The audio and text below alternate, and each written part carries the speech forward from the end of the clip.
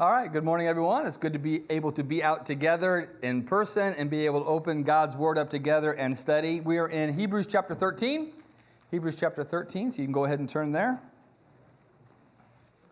What is the theme that we have been going through and talking about as it relates to the book of Hebrews?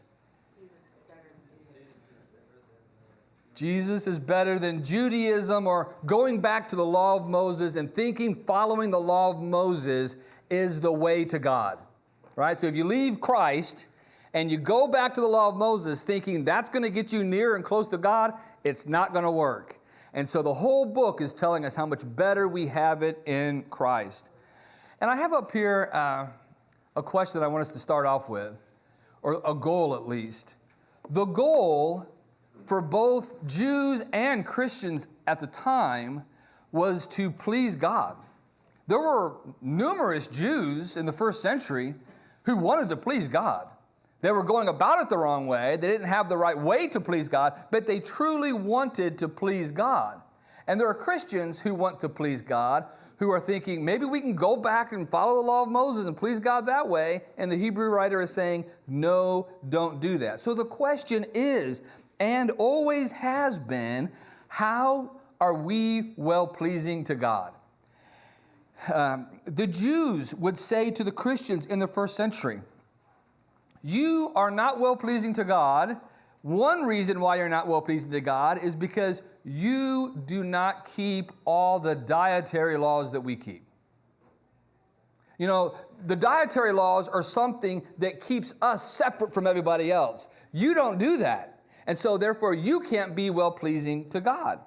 The Jews might say to the Christians, you cannot be well-pleasing to God because you have no altar. You don't have an altar. How can you please God without an altar? And not only don't you have an altar, you don't have a place to put the altar. We have an altar, we have a temple. You don't have either one of those things. And you don't even have a city. You know, we have Jerusalem, the city of King David, the city of God. God says, I put my name on that city. So you don't have an altar. You don't have a temple to put the altar in. If you did have an altar, you don't have a city. We have all those things. You don't have sacrifices to put on the altar if you did have an altar. And not only don't you have sacrifices to put on the altar, you don't have any priest to offer those sacrifices to put on the altar. Do you see all those potential things that these Christians in the first century could be hearing over and over and over again as they come in contact with their family who hasn't made the switch over to Christ or the commitment to Christ, or their other Jews who were there at that particular time? Those arguments that could be made. And to be honest with you, are those good arguments? I see a head bobbing like that. They are good arguments. As a matter of fact, if you remember, take your mind back to this Bible story. Remember when the kingdom split, you have Jeroboam and Rehoboam as kings. Rehoboam dies. Abijah takes over in place of Rehoboam. Jeroboam is still the king of the north.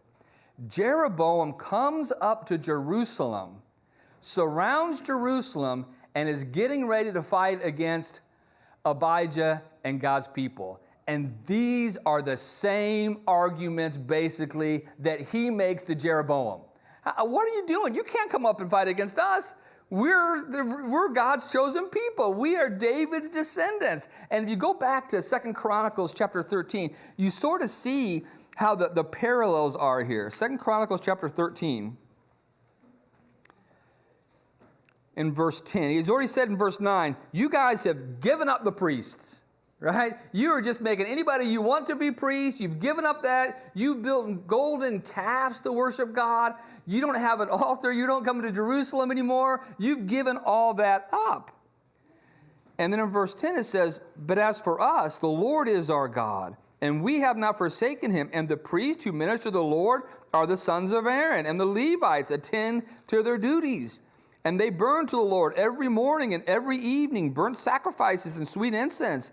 They also set the showbread in order on the pure gold table, and the lampstand of gold with its lamps to burn every evening. and we keep the command of the Lord our God, but you have forsaken him. And so really what the Jews of the first century are making is the similar argument. You have none of these things. What the Hebrew writer is making sure that the Christians understand is you do have all these things. And what you have is better than what the Jews are clinging to. Now, of course, Jeroboam couldn't have made that argument because God was really wanting them to serve that way. And now the Hebrew writer wants to make sure all of us Christians know that you have all these things. You have an altar. You're looking for a continual city. You have a priest that sacrifices on this thing. You can be well-pleasing to God. And that's really the answer. That's really what we want, right? Can I be well-pleasing to God? Can I be well-pleasing to God outside the Jewish system? Can I be well-pleasing to God through Jesus Christ? And the Hebrew writer is saying, yes, yes, yes. You can only be well-pleasing to God through Jesus Christ. So I want to take you back to Hebrews chapter 11 and just follow this concept, this question of being well-pleasing to God. Being well-pleasing to God. Oops. Hebrews chapter 11 and verse 5 says, by faith Enoch was taken away so he did not see death, and was not found because God had taken him. For before he was taken, he had the testimony that what? He pleased God, right? And so this concept of can we please God and who can please God starts back all the way in chapter 11, where the Hebrew writer says Enoch has a testimony. What was his testimony? He pleased God. What's the very next verse? Without faith, it is impossible to please God. For he who comes to God must believe that he is, and that he is a rewarder of those who diligently seek him. A good chunk of the rest of chapter 11 is focused on the people who please God prior to the law of Moses.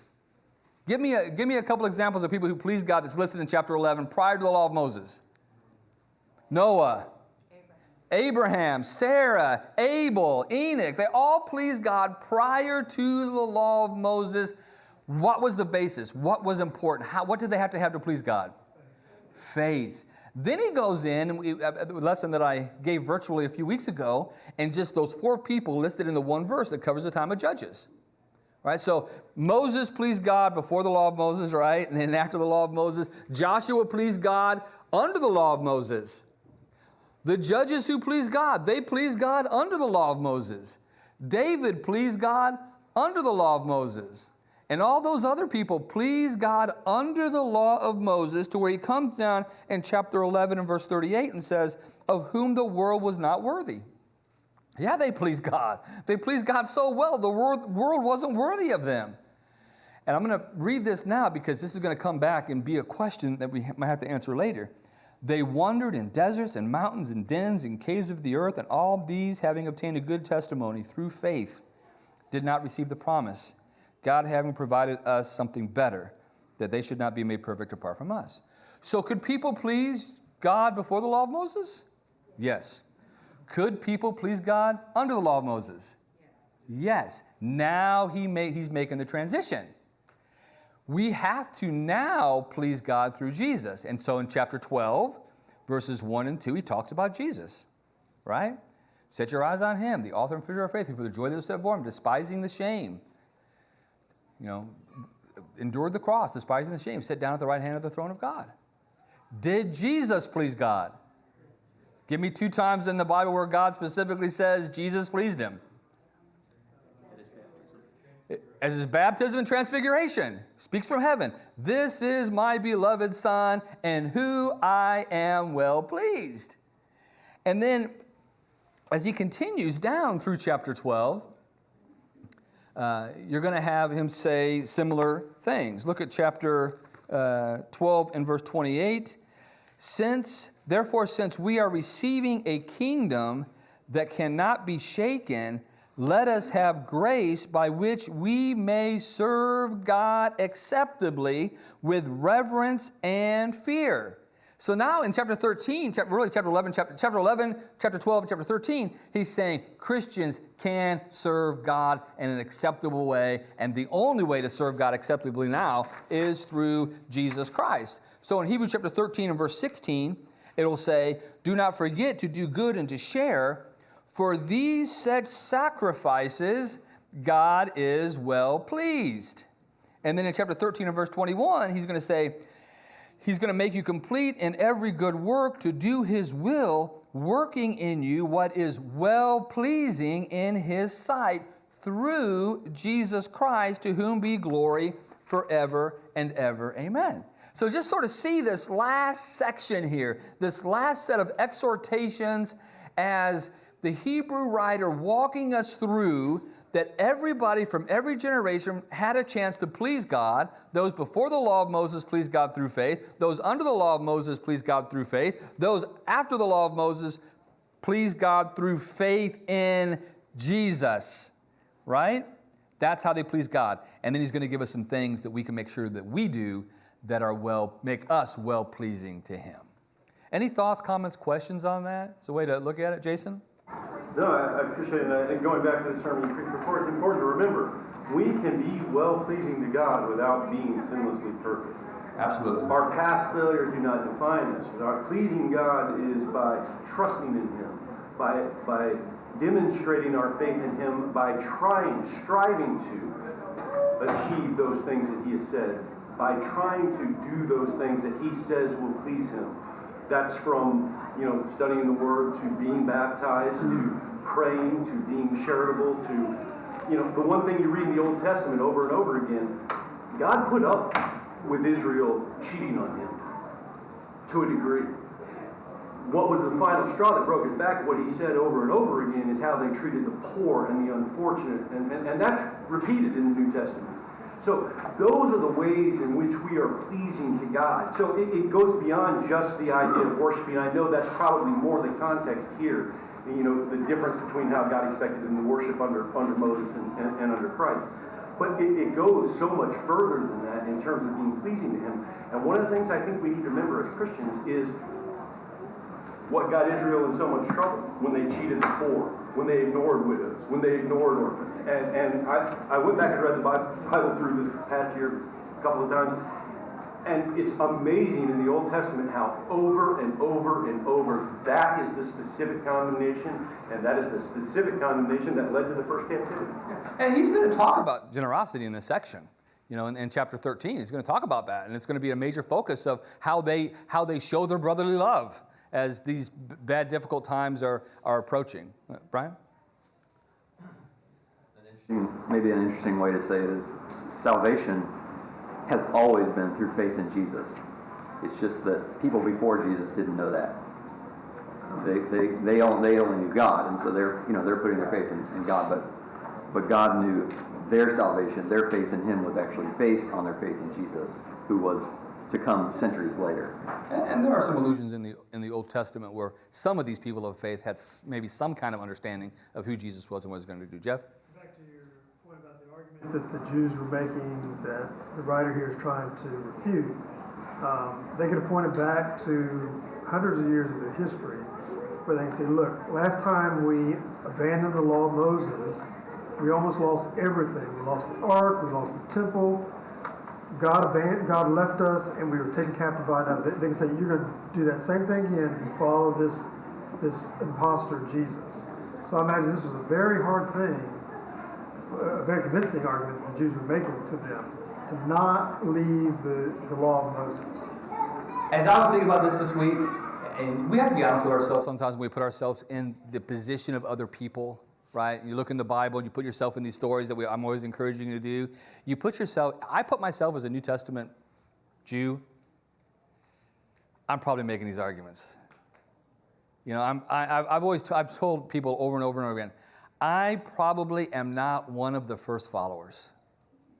I mean, that's just not my makeup necessarily. I hold to the traditional, I want to keep this, I want to hold on to this. I'm not, and there's good qualities to that, right? And I think as a fellowship, that's more where our minds are sometimes, and we fool ourselves to think that we wouldn't have needed the book of Hebrews, we would have needed this message to tell us, hey, it's okay. It's okay. This was the plan all along for Jesus to come and fulfill the law, not abolish it, but fulfill it. And this is where we go moving forward. So I probably would have made those arguments to you guys. Don't leave. We have the law. But look at the brilliance of what's happening here. And again, you can't help but be just totally amazed by God in this. And as he's revealing this word, what is about to happen? Who's not going to have an altar, a temple, a city, or sacrifices anymore in just a few years? The Jewish system, right? But those things that Hebrew writer is pointing out, we still have today, right? All these things we still have today. So we've moved. This transition is just an amazing concept that God knew what was coming next, right? And so he wants to make sure that they know that they may not look like you're in the better position right now, because there is this physical temple here, and we like physical things, and there are these physical sacrifices, and there's this stuff that we're familiar with. But he's saying pretty soon it's all going to be gone, and you're going to see just how valuable what you have in Jesus really is eventually. All right, so let's go to chapter 13, verse 1, where he starts out. Let brotherly love continue. Do not forget to entertain strangers, for by so doing some have unwittingly entertained angels. Remember the prisoners, as if chained with them, those who are mistreated, since you yourselves are in the body. Marriage is honorable among all, and the bed undefiled, but fornicators and adulterers God will judge. Let your conduct be without covetousness. Be content with such things as you have, for he himself has said, I will never leave you nor forsake you, so we may boldly say, the Lord is my helper, I will not fear. Now, I think we have to remember in this section what Brian covered back in chapter 10 about how some of them had already lost almost everything, right? They'd almost lost almost everything, and if they had been covetous or held on to those physical things, they would have been in a heap of trouble. If they have this covetous attitude now, they're going to be in a lot of trouble as well. And then in chapter 12, he says, some of you have not yet resisted to bloodshed. So let's look at this idea of brotherly love. It looks like they possessed it, right? And I think that if the Hebrew writer were writing to PSD, I think he would write back and he would say, let brotherly love continue.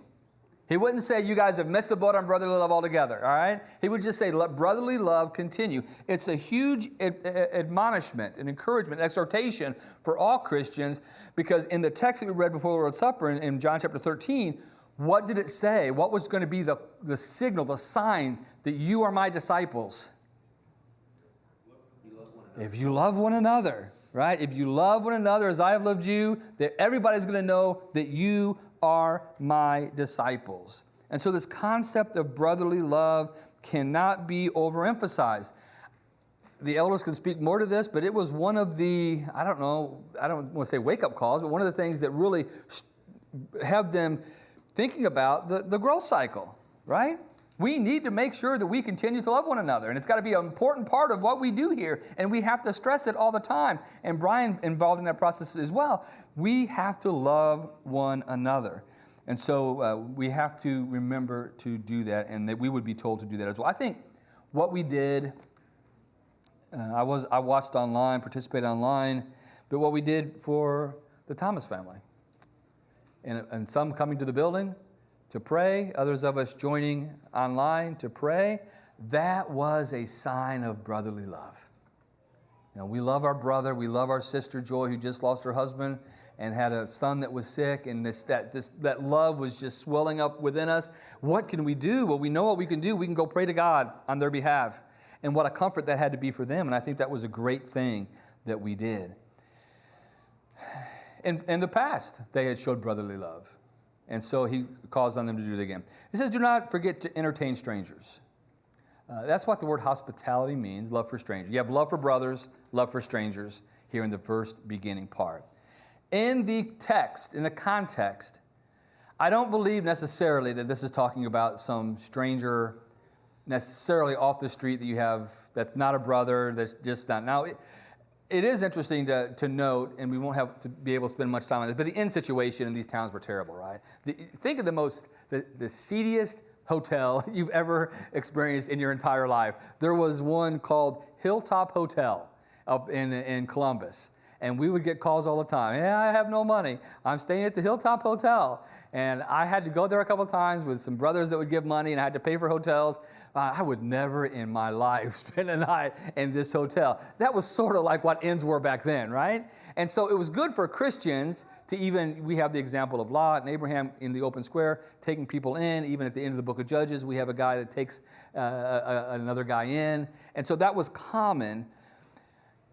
I think here, though, is going to be mostly the emphasis on fellow Christians. Because what took place at the beginning of Acts that allowed this would have had to be possible? It was persecution, right?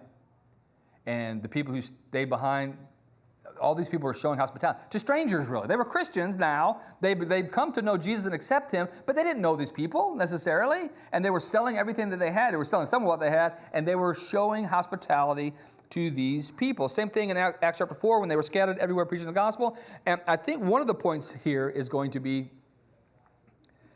there's going to come a lot of opportunity for you to show hospitality to people you don't know with the persecution that's coming. There's going to be an opportunity for you to do that, and you need to be ready to do that. I do want you to remember that, it says so that you might entertain strangers, some not knowing entertain strangers. Angels, remember that word angel? Give me an example where somebody did entertain angels not knowing it. Abraham did, right? Lot did, right? But we talked a little bit about angels, and that word could also just mean messengers. So it could be that as these Christians who have lost everything come through town, you might unknowingly entertain messengers of God in that realm as well. And then it says, remember the prisoners as if chained with them. And let's go back to a little bit what Jason was saying. Because, yes, when you read the Old Testament, you can't help but be overwhelmed with how often God just gets upset when people don't take care of poor people or orphans, widows, strangers in the land. But what is even more eye-opening is how much the New Testament deals with this as well. And that great judgment scene, separating the goats from the sheep, what are the things that are mentioned in that thing? One of them is visiting prisoners, right? Giving water, giving food, taking in strangers. Those are the things that are mentioned in there that separate those who are well-pleasing to God and those who are not well-pleasing to God. And that's Matthew 25. You can turn back and look at that at some point if you'd like to, that we're familiar with. I was hungry, you gave me food. I was thirsty, you gave me drink. I was a stranger, you took me in. I was naked, and you clothed me. I was sick, you visited me. I was in prison, you came to me. I think he's saying that same thing. Prisons in that time period weren't like prisons today. They weren't well kept. And it's interesting. I don't know what the dollar figure to this is, but it cost us every year to house a prisoner, right? The Romans were like, it really shouldn't cost us to house these prisoners very much. Why should we? And prison wasn't something that you went to as a form of punishment. Prison was you went to it to await your sentence and then to await your execution, basically. And so your sentence might be a fine or forced labor or whatever the case may be, but your sentence wasn't prison itself. But while you're in prison, you think about it, why should we pay for all this? And so in order to get people to be even the bare necessities, if a brother is put in prison, who had to take care of them? Family and Christians, right?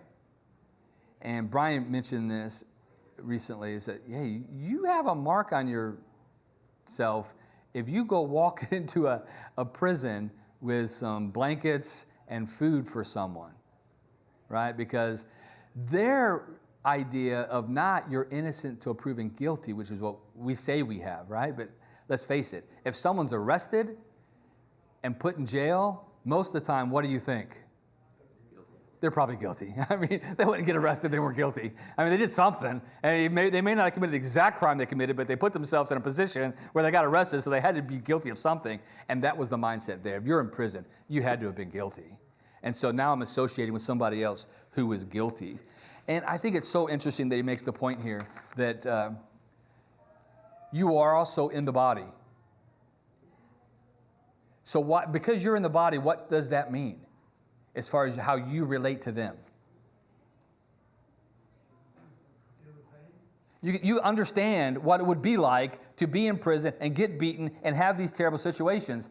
What about Jesus? How does Jesus relate to us, or what is one of the main ways he relates to us is because he also was in the body. That's an important part of it. Then he says, let marriage be honorable among all. Don't know exactly why that is here, except maybe this idea. There are passages earlier. Esau was in chapter 12, he's referred to as a fornicator. Earlier, when most of the time the Jews went away from serving God, what was part of that? It was adultery, right? It was fornication. Idol worship, fornication was a part of that in that idol worship. It could be that as I'm telling you to entertain strangers, be careful. Because if you have other people living in your house in close proximity, be careful that you always remember that the marriage bed is honorable among all. And so I want to ask that question. Why is this exhortation important for us today? Marriage is honorable among all and the bed undefiled. Let's start with the first part of this. Is marriage honorable in everyone's view? No. No. Okay, we got some no's. Tell me some reasons why you think that. Well, okay, yeah. they get married, but they might live together for a long period. Yeah, that's a huge trend right now, right? That marriage isn't held in high esteem anymore. One man, one woman for life. That's not really held in high esteem anymore. We can just live together, right? Why not just live together? And that is a trend that is happening more and more as time goes on. So that's an important part of it. What else? Jason? Well, I think they don't. Society in general doesn't hold marriage to be the sacred covenant it's supposed to be. I know what you're talking about, but I'm talking about separately. Even people who, quote unquote, believe in marriage, they don't necessarily believe it's supposed to be forever. They don't understand that, one of the worst phrases in the world about marriage is love is a two-way street. No, it's not. That's not the way Scripture teaches it. Husbands are supposed to be looking out for their wives in all things, and the vice versa is true. So it looks like a two-way street when it's working right. But people don't have that concept of marriage. People have the idea that, doesn't work out, we'll get divorced. Absolutely. And they go into the marriage with that attitude. Yeah. And so I think because of the way the world views it as well, but just in general, marriage doesn't hold the sanctity that it's supposed to. It's not held in reverence. The marriage relationship is used to compare to our relationship with Right. God and Jesus Christ. That's as sacred a covenant and comparison as you can make. And it's lost that. And the people in the world don't view it that way, right? As much anymore. Terry? There's a big push in this country to put term limits on marriage and marriage vows. Huh. Yeah. Term limits Term on marriage? I haven't heard of that. Instead of until death do you part, till 5 years do you accept this arrangement. Yes, exactly. I don't think I've ever been to a wedding like that. I don't know that I ever will, but that's interesting. The traditional marriage with a man and a woman fulfilling traditional roles in some circles is actually considered oppressive, not held in honor, right? And then you have that the majority of the people in our country have accepted same-sex marriage, right? That's not where marriage, as God designed it, is being held in honor by all. Some embrace open marriages, where we're married, but we can go outside marriage to get our sexual desires fulfilled. That is not holding marriage in honor like God wants us to. And from a very practical standpoint, I have not read the 20,000 pages, but I have read some of the reviews of the 20,000 pages, and there are some marriage penalties being placed in this $3.5 trillion bill that's going to be passed, where it's going to be more financially beneficial to people not to get married than to get married. when people in power, they oftentimes use laws to do what? To get people to act the way they want them to act. And if they make marriage more expensive, then they're hoping to get less people to get married. And so there's that idea of it together. So, yeah, absolutely. There's a whole bunch of stuff that our country has done throughout the history of our nation and the history of the world to not encourage people to have the kind of commitment to one another, man, woman, to life to their part, to honor one another, to fulfill the roles God gives us. That's no longer in our society held up as the ideal situation. Now, I think a lot of people look at that when they see us in our lives and they say, you know what, that is a pretty good deal. That's pretty good. And so I think that's a way for us to show the world God's plan in action. Yes, sir. Yeah, I think a good marriage is a good evangelistic tool for others to see. Our marriages, each of our marriages is a microcosm of the church. It's a microcosm of the love of Christ, the love of God. And if each of us are having good marriages, people are seeing that.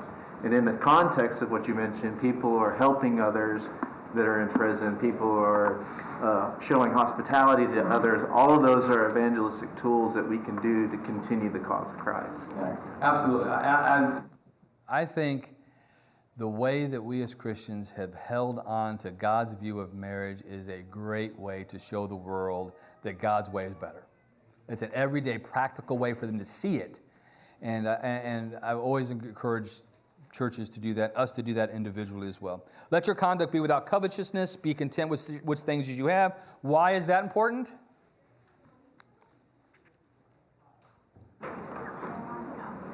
What aren't they going to do if they're covetous?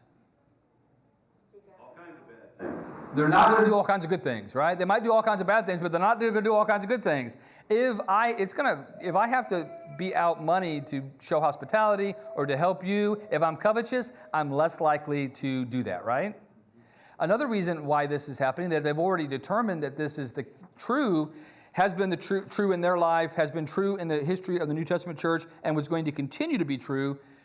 They were going to see firsthand just exactly how fleeting riches are.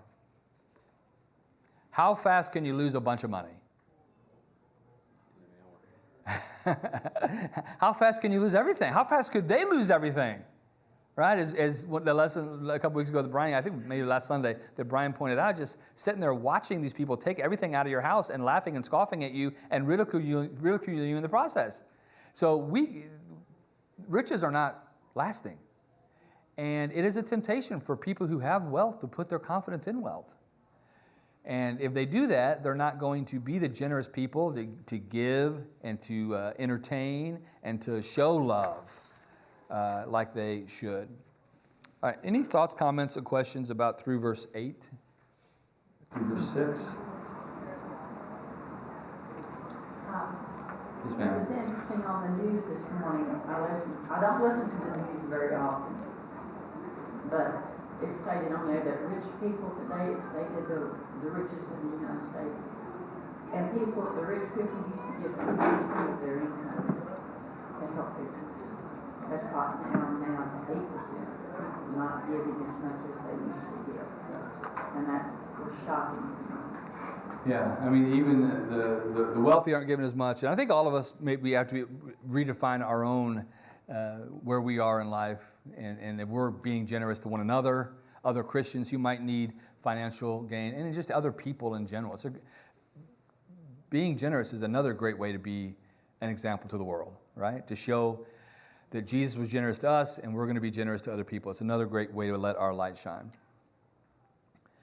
Now, verses 7 through really 17, and you might be able to even drop all the way to verse 24. I think rulers is the main function here, focus here. Look at verse 17. It says, remember those who rule over you. That's in verse 7. Chapters 13 and verse 7. It says, remember those who rule over you. And then verse 17 starts out with, obey those who rule over you.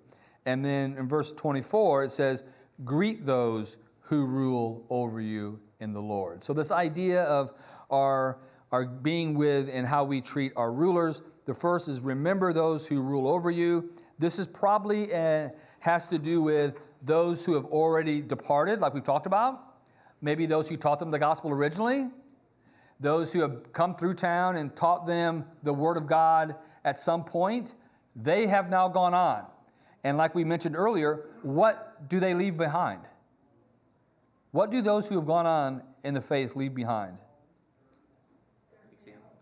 Their example, and it says, you look to them because they've made it, right? They've made it. Hold on to their faith because they have shown what it is like to be a Christian, and they have gone on to their reward.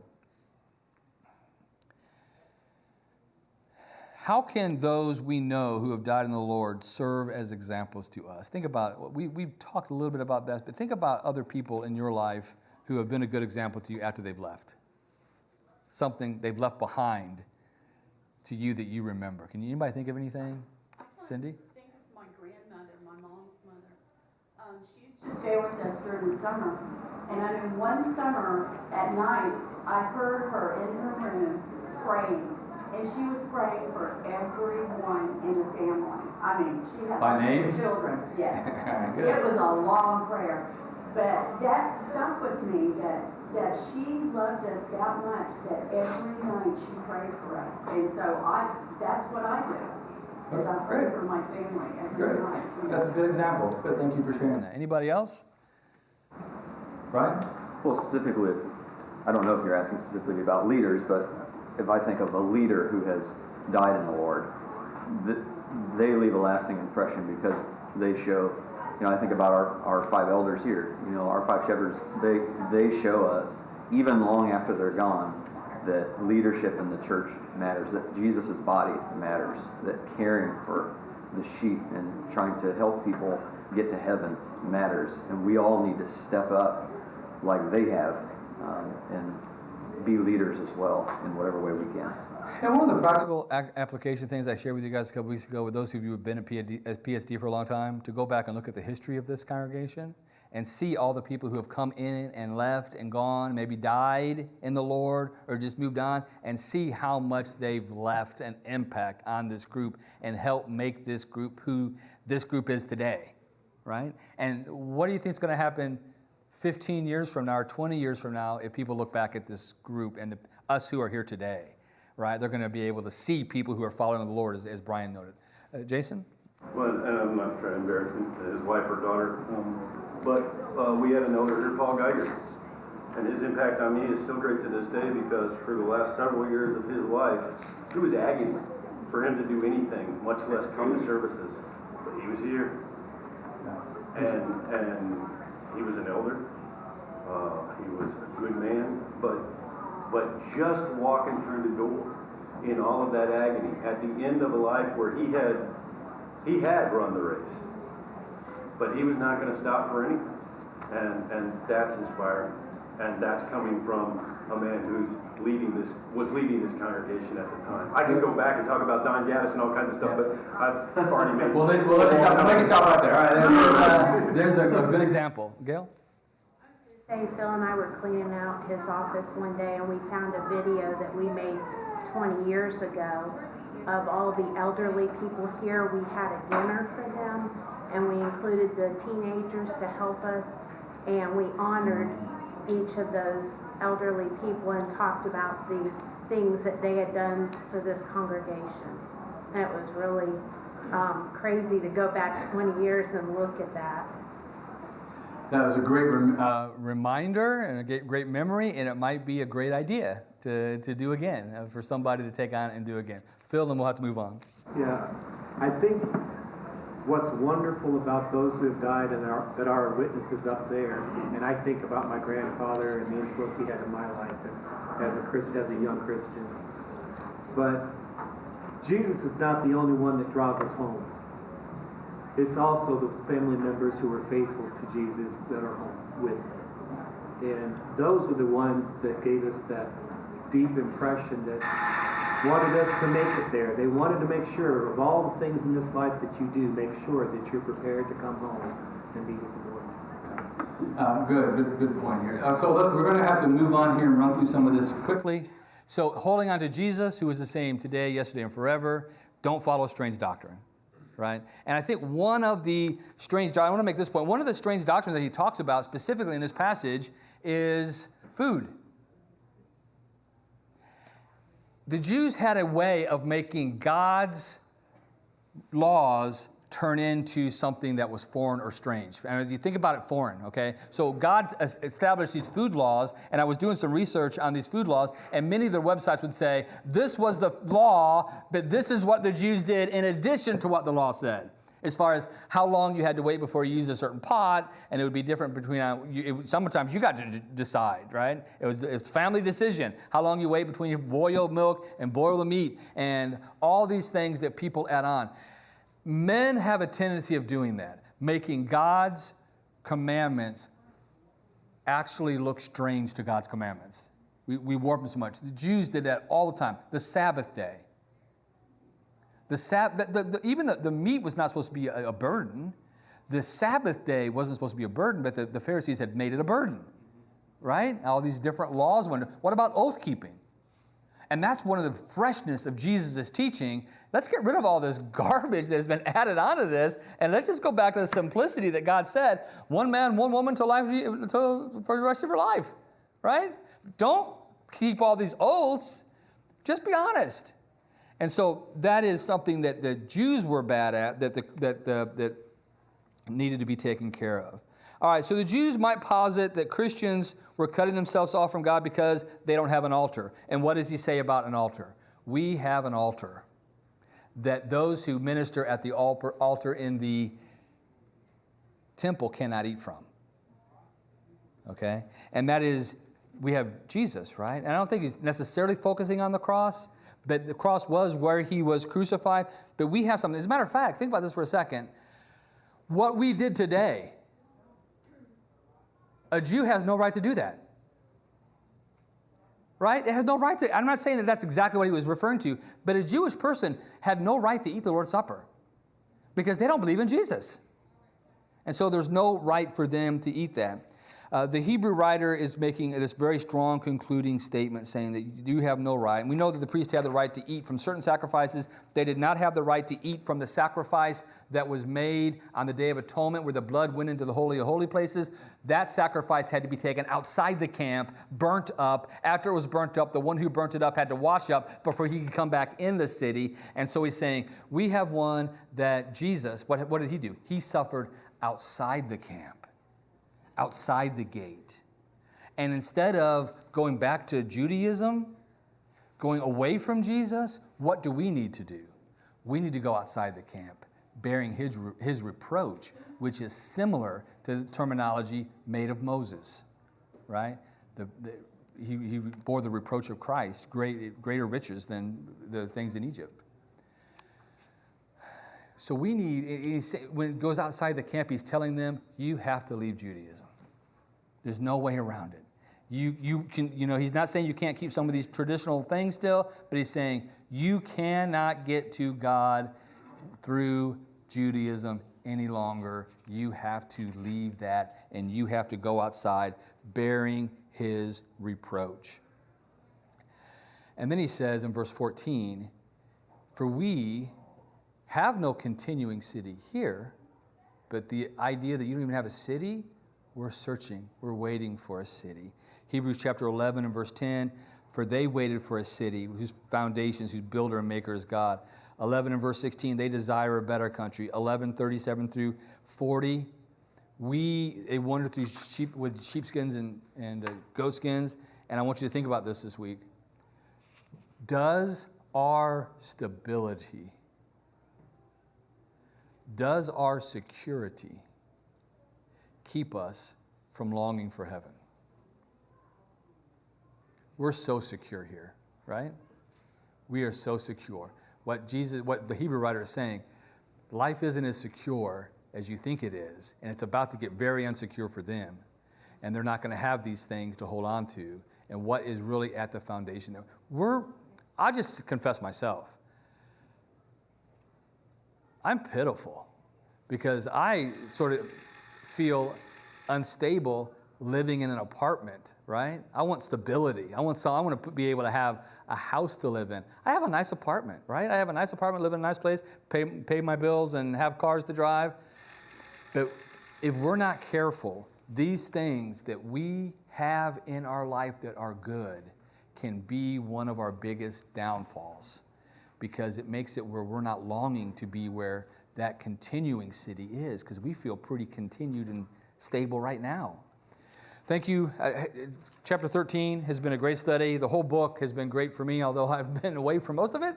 It has been great watching Brian teach this and being able to participate online. Final message, Hebrews, Jesus is better than Judaism.